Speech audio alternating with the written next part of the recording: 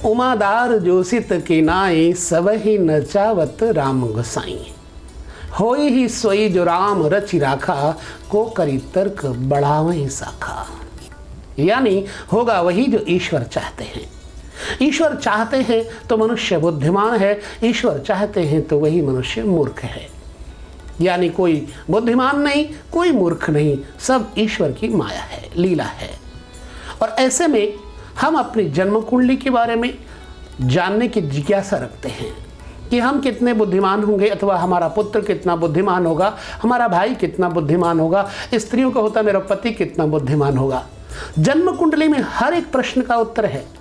इसमें हमारे अनंत जन्मों के रहस्य छुपे हुए होते हैं।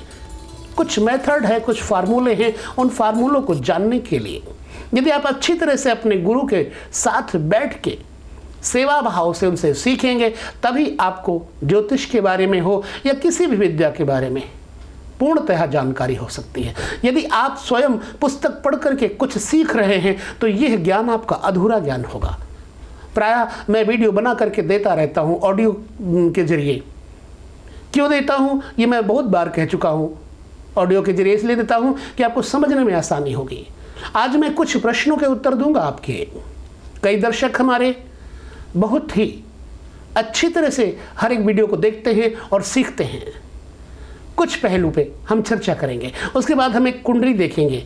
उस कुंडली को देखने के बाद हम बताएंगे कि इस कुंडली में क्या है।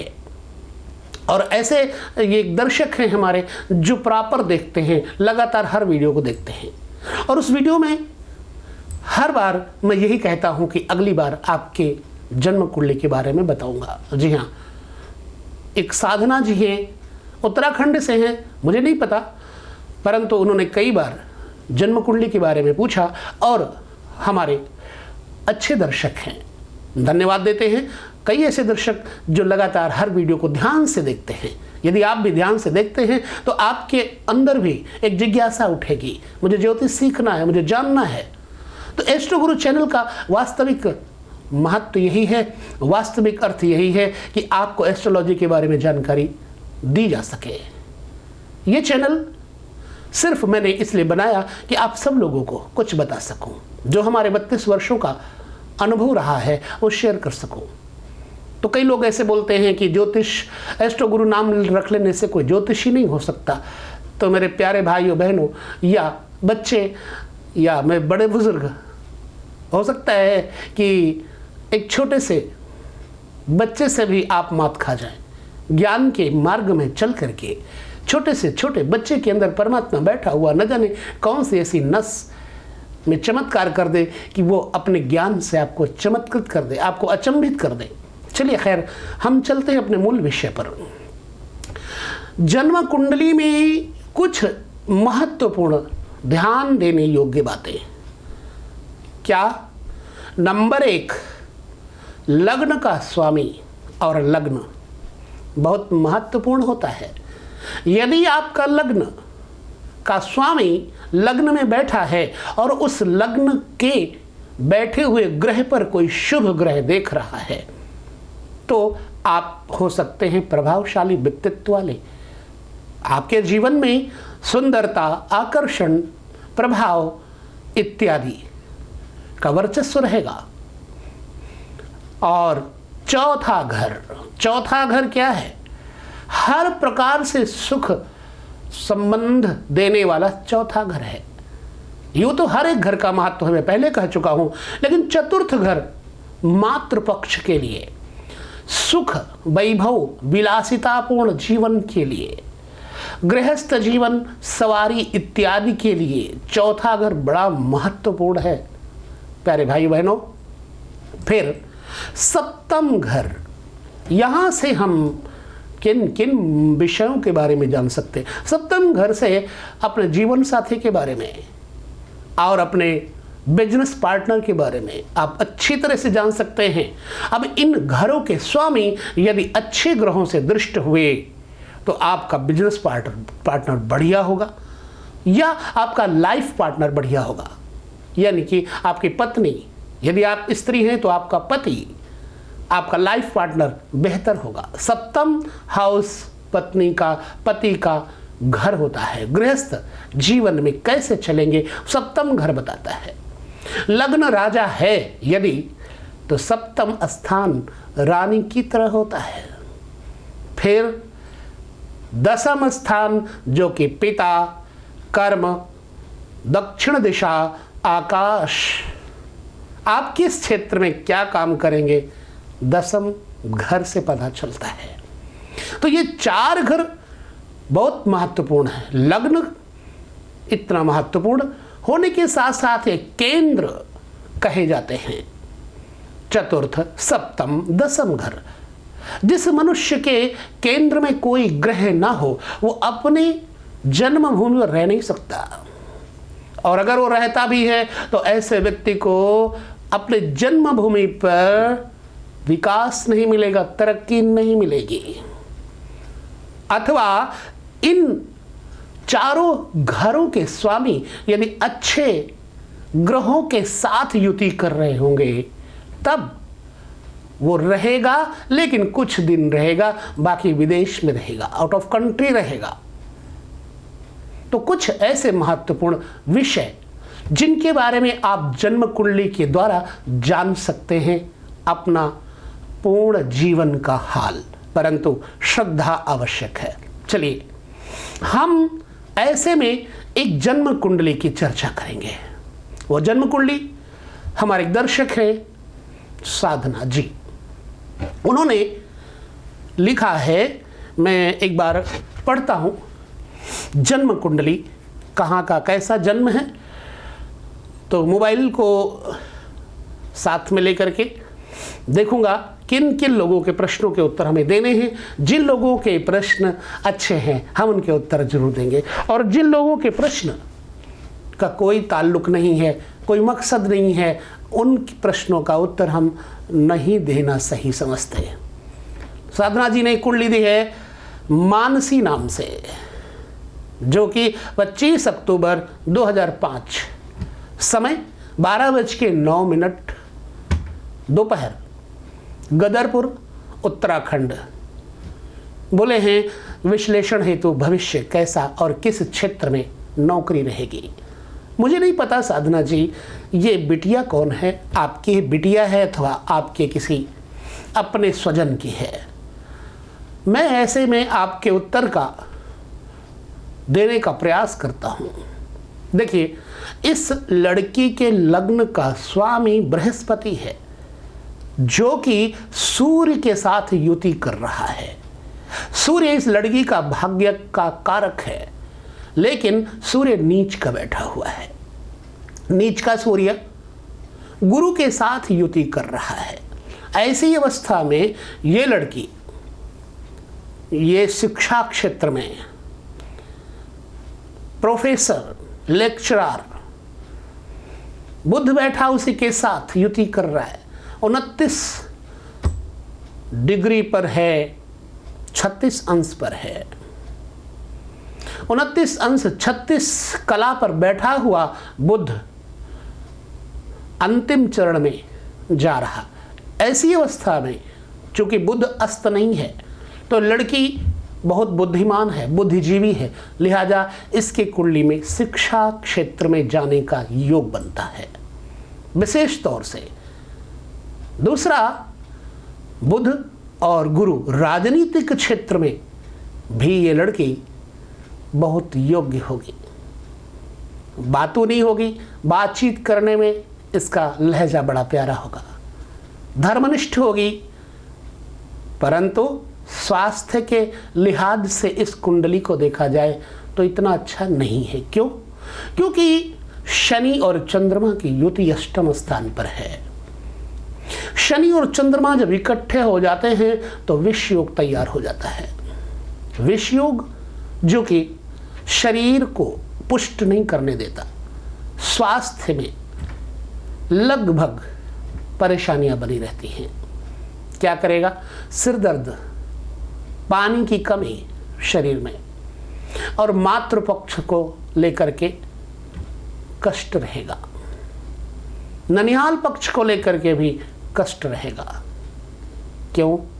क्योंकि शनि चंद्रमा की युति है और ये शनि मंगल पर दशम दृष्टि से देख रहा है और तीसरी दृष्टि से पिता के घर को देख रहा है।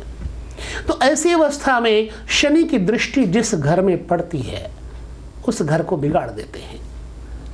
अब यहां पर चंद्रमा के साथ बैठे हुए शनिदेव जातक को क्रोधी बनाते हैं, जातक के पिता के स्वभाव में विष देते हैं, क्रोध देते हैं। हालांकि ऐसे जातक के पिता सरकारी क्षेत्र की तरफ, नौकरी की तरफ होते हैं, रेलवे डिपार्टमेंट, कॉलेज डिपार्टमेंट, विद्यालय में, PWD में होते हैं, परंतु कमर और हड्डियों में तकलीफ उनको रहेगी।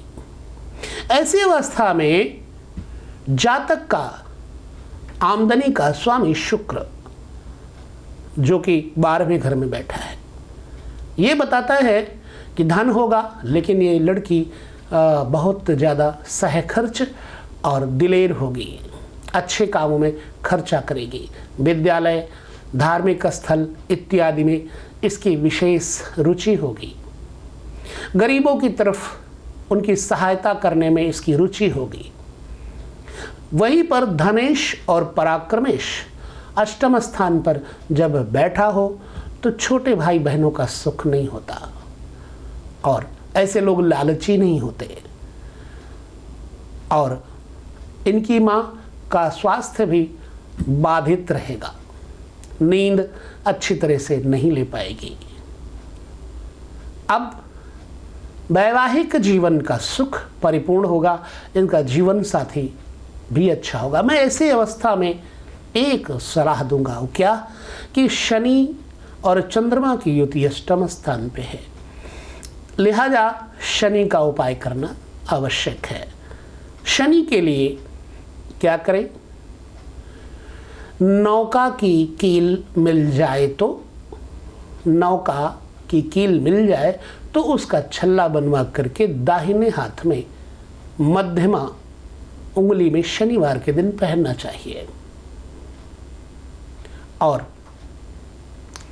शनि की अवस्था को और सुदृढ़ करने के लिए इस लड़की को दातून होती है, जो दातून करने वाली, वो दातून का एक ढेर ले लें और वो लेकर के गौशाले में या जहाँ संत निवास हो, ऐसी धर्मशाला इत्यादि में जाकर के 11 शनिवार रख के आए, जिससे शनि का प्रभाव प्रबल हो जाए, अच्छा हो जाए। और चांदी का एक छल्ला, कड़ा, चुल्ला बोलते हैं, चांदी का एक कड़ा लेकर के बाएं हाथ शुक्रवार के दिन या सोमवार के दिन धारण कर ले, जिससे चंद्रमा भी ठीक हो जाए और शुक्र भी ठीक हो जाए। तो ऐसे में आपने जो प्रश्न किया है किस क्षेत्र में नौकरी होगी, वो मैंने आपको बताया। यहीं पर एक हरीश शर्मा जी ने एक मैसेज दिया है, हमेशा की तरह आप रेमेडीज़ नहीं बताते, जब उपाय नहीं हो तो क्या काम का वीडियो बहुत अच्छे हैं, ये भी कहा। हरीश शर्मा जी धन्यवाद, वीडियो अच्छे हैं, आपने तारीफ़ की, कुछ तो देखा होगा, तारीफ़ की, धन्यवाद। रेमेडीज़ मैं बाद में बताऊंगा। यह भी निश्चित है कि यदि कोई कारण है तो उसका निवारण भी अवश्य होगा। प्रतीक्षा करते रहिए, आपको रेमेडीज़ यानी उपाय भी मिलेंगे। ठीक है। नीता सौदागर, इन्होंने सिंह लग्न की कुंडली में, लग्न में सूर्य मंगल की युति है। सुनी नीता सौदागर बहन, लग्न में सूर्य मंगल की युति, लग्न किस सिंह लग्न है ना, तो यहाँ सूर्य उच्च का हो गया और मंगल यहाँ पर आकर के स्वभाव में उग्रता दे देते हैं। ऐसे लोग नौकरी चाकरी सरकारी की तरफ जाते हैं, ओजस्वी तेजस्वी होते हैं, अपने प्रभाव में हर व्यक्ति को डालना चाहेंगे, किसी के ऊपर भी अपना प्रभाव डाल देंगे। ऐसे में इनके ऊपर कोई प्रभाव नहीं डालता, बहस करने में बहुत आगे रहते हैं। तीसरे भाव में चंद्रमा और शुक्र चौथे भाव में है, ठीक है। तो तृतीय चौथे भाव में नहीं, ये लड़का है या लड़की मुझे नहीं पता, परंतु ये कर्मनिष्ठ है, अपने हाथों से अपने सुख को मजबूत करेगी ये कुंडली।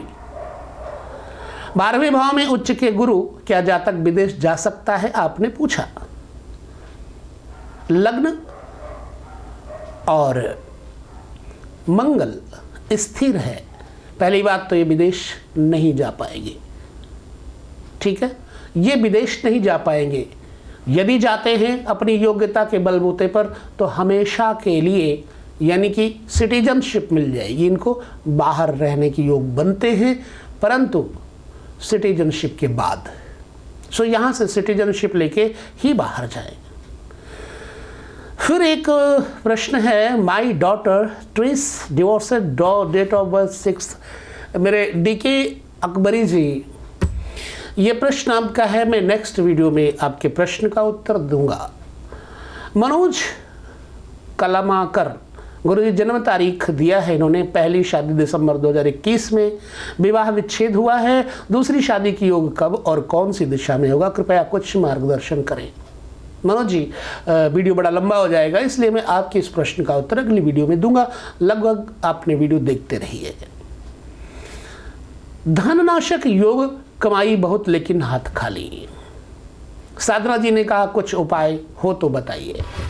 धनेश की अवस्था यदि खराब हो तो धनेश का जो धन यानी दूसरे घर का जो स्वामी है, कारक है, उस ग्रह का उपाय करना चाहिए। धारण करें स्टोन, पत्थर, संभवतः आपकी ये समस्या निवृत्त हो जाएगी। अब एक प्रश्न है सुजाता बराल का, गुरुजी प्रणाम, मेरे कुंडली में शत्रु से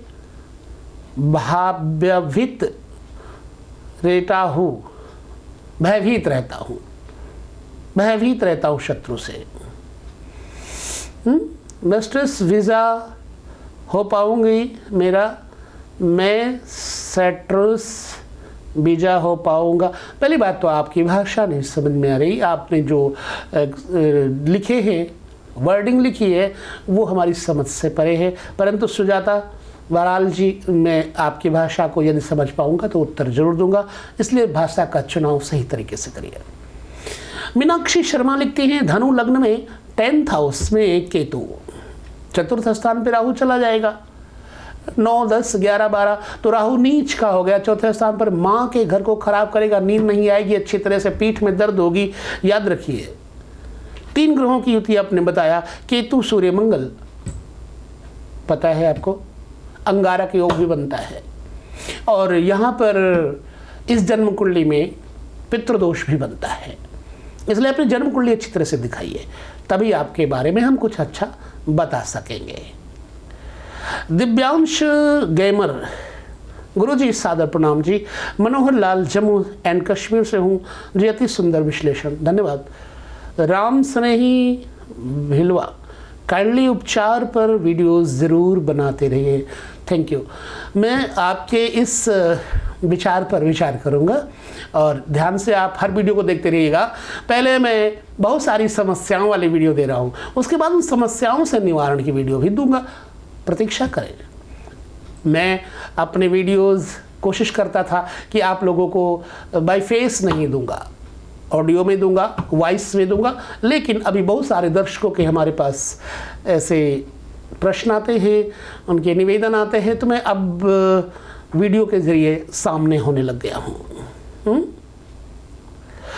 राम स्नेही भिलवा ने ही लिखा है, योर प्रेडिक्शन इज ट्रू, मेरी कर्क लग्न की कुंडली है, 4th हाउस में उच्च के सही बैठे हैं, शनि बैठे हैं और उच्च के गुरु को 10th दृष्टि से देख रहा है, तो धनी योग बनेगा, विथ बेस्ट रिगार्ड्स, प्रणाम, आशीर्वाद आपको। राम स्नेही भिलवा जी, आपने लिखा 4th हाउस में उच्च के शनि बैठे, ओके, और उच्च के गुरु बिल्कुल आपका धन योग बनता है 10th दृष्टि से देख रहा हो।